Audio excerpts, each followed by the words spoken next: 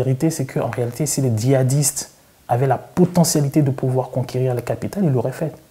C'est-à-dire, si les djihadistes avaient la possibilité de se permettre ce qu'ils se sont permis à une époque et de pouvoir marcher sur Bamako, ils auraient déjà pris Bamako. S'ils pouvaient prendre Ouaga, ils auraient pris Ouaga. S'ils pouvaient prendre Niamey, ils auraient pris Niamey. Donc, s'ils n'arrivent pas à le faire, c'est que d'une certaine manière, c'est efficace.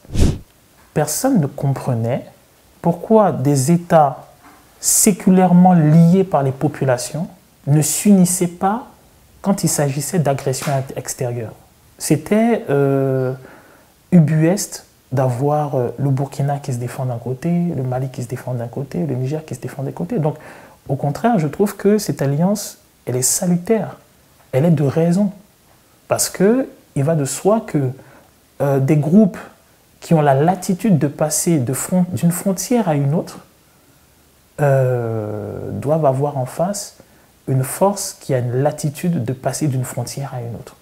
Je pense que dans l'alliance qu'il y a entre ces trois pays, il ne faut pas simplement voir le fait de vouloir opposer à la CEDEAO et à ses parrains une résistance. Il faut aussi voir la volonté d'une efficacité quant à la protection des intérêts du territoire.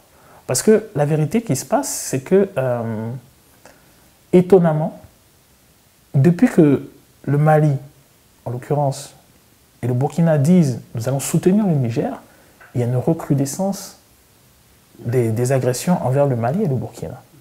Il y a une recrudescence. Vous posez la question de savoir s'ils ont les moyens d'assumer une quelconque résistance. La vérité, c'est que ceux qui présument de pouvoir les attaquer n'ont pas les moyens de les attaquer. Je ne vois pas le Sénégal, la Côte d'Ivoire et le Bénin, éventuellement, pouvoir affronter sur le territoire nigérien.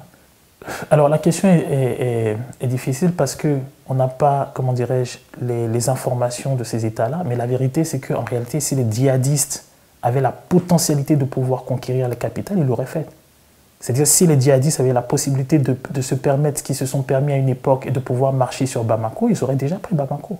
S'ils pouvaient prendre Ouaga, ils auraient pris Ouaga. S'ils pouvaient prendre Niamey, ils auraient pris Niamey. Donc s'ils n'arrivent pas à le faire, c'est que d'une certaine manière, c'est efficace.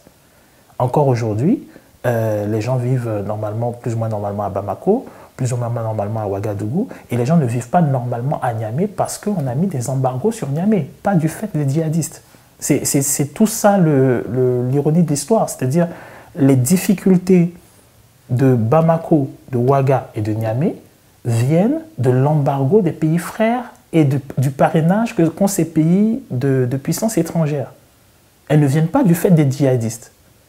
Si les djihadistes, alors, très souvent on dit djihadistes, mais moi j'appelle ça, c'est plutôt pour moi, parce que ce sont des bandits, ces personnes-là, si elles avaient la potentialité de casser l'État malien, de casser le gouvernement burkinabé, de casser le gouvernement nigérian, n'auraient absolument pas hésité. Donc si elles n'y arrivent pas, si elles n'y parviennent pas, c'est que, quelque part, la résistance, la contre-attaque, la contre-offensive est efficace.